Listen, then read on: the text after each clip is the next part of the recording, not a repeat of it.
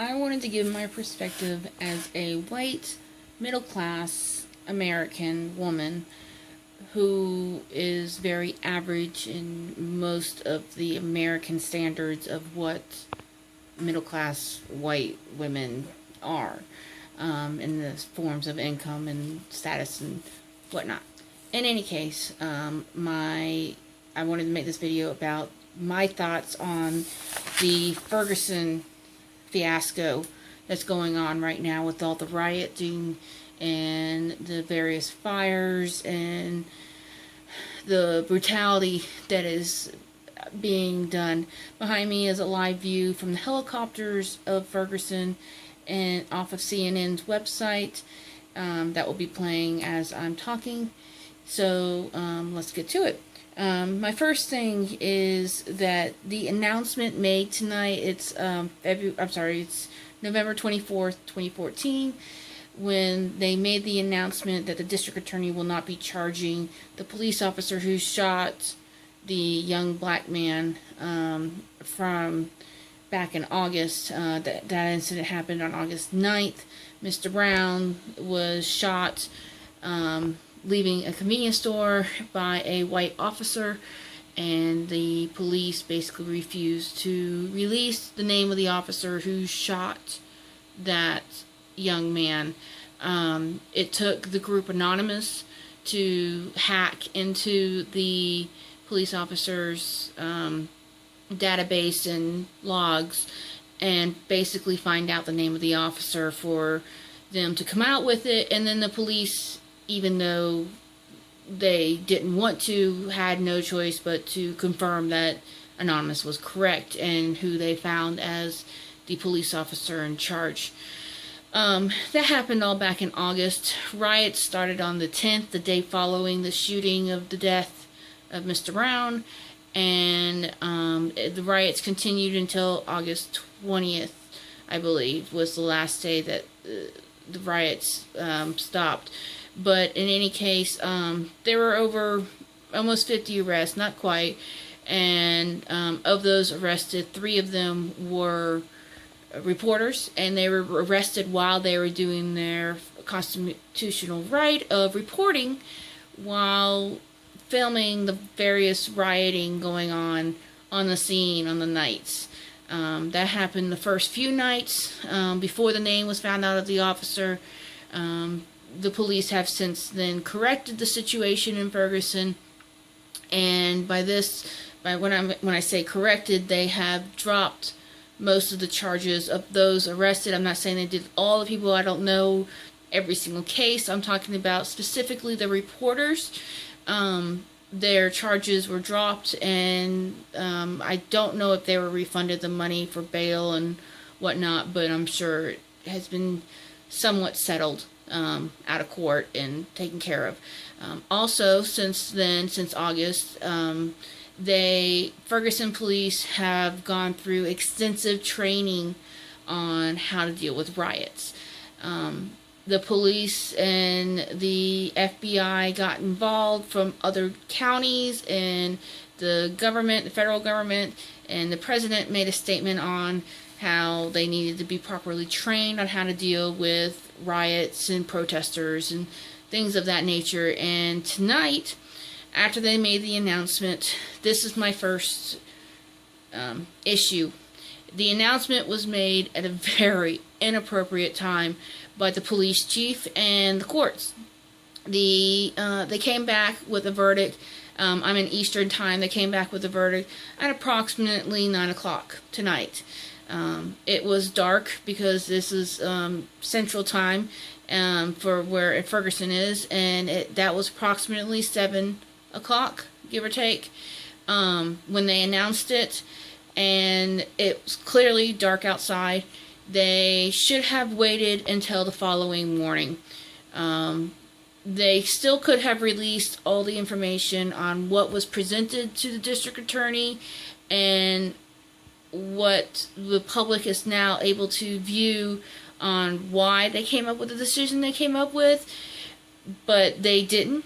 And because they did it at nighttime, And they did it before they released, or even the same time they should have done it, releasing of the evidence that they were able to present, that they have, proving that the police officer was completely wrong in his actions.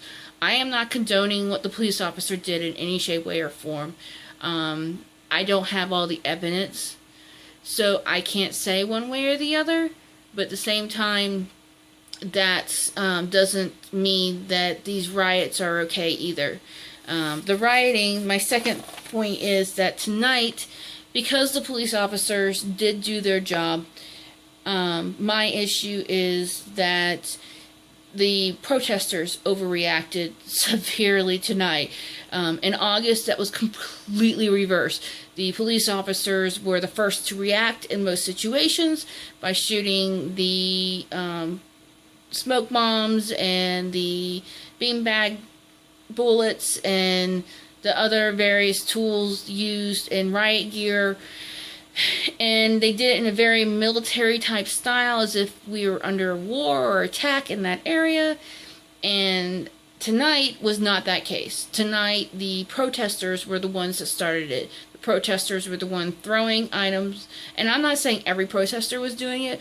It only takes a few bad apples to make the entire group look bad, and these few people basically were throwing lighter fluid on vehicles and buildings, and they were throwing bombs, literal bombs, at the police officers. Some of them were just Molotovs, some of them were fire bombs, liquor bottles, things of that nature. Others were just firecrackers. In any case, none of that's okay. The police did not react. They stood their ground in their riot gear. Yes, they were protected. But after the first fire happened, when the crowd basically rushed up to a car, started moving the car, trying to flip the car in a crowd mentality, the police shot the first smoke bomb. And that's what started the smoke bombing tonight. And then, of course, the police contained the information again. They still allowed the reporters to be literally in the midst of the police officers and the crowds and to burst throughout the entire situation. They just now put a air traffic control restriction on who can be in the area. I don't think they're asking people to leave the area, but no new copters can go into the area. So, like CNN, if they land, they can't go back in currently until this order is lifted. But in any case, the police officers did their jobs tonight. And I have seen on Facebook people protesting, saying, no, all police militant style needs to go away.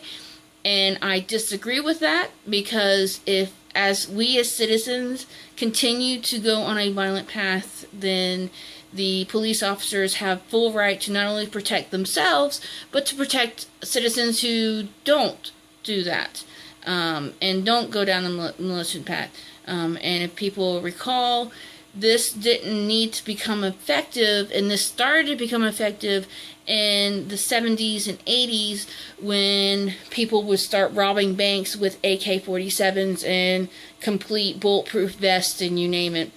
And then, you know, riots would have happened, like in LA with all those riots, and Rodney King, and that happened, and he was not even part of the protest yet. He got beat down and whatnot. He was a white guy beaten up by a bunch of black men who was very angry because of the riots going on then, but that's a different situation, even though they're riots. But in any case, the riots that are going on tonight are, in short, and this is my third point, they're wrong. People should not be out in the streets. You need to be at home for several reasons. The parents of Mr. Brown have asked the public to please not protest in this manner. If you're going to protest, do so, but do it in a manner that's not violent, that's not looting, that's not setting things on fire. All that does is hurt the local economy.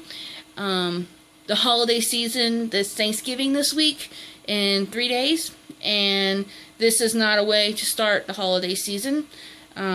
People are literally getting hurt now. There are reporters that are caught between buildings that have been set on fire, according to CNN on TV, and I'm sure there's pedestrians that have been hurt by other pedestrians that are looting and rioting, and it's gotten out of hand. Because of that reason, because the police did not do the wrong tonight by starting the violence, this is what I feel needs to be done, and that's my view as a typical white American woman. You may disagree if you're also a white American woman. I do understand this is a racial issue. I've never been black or been raised by black people, or I have friends and, co-workers and things of that nature, but that are black and African American and Hispanic and you name it, the whole gambit of religions and colors and races and you name it. But that doesn't mean that I've experienced what they've experienced, and I'm telling you my perspective. So if you disagree, please tell me why, and I will gladly like to understand your side of the issue and look at all the facts before I reevaluate and change my mind. But those are the reasons why I feel the way I do. So looking forward to your comments, and please keep the hate down and the love going strong. Thank you.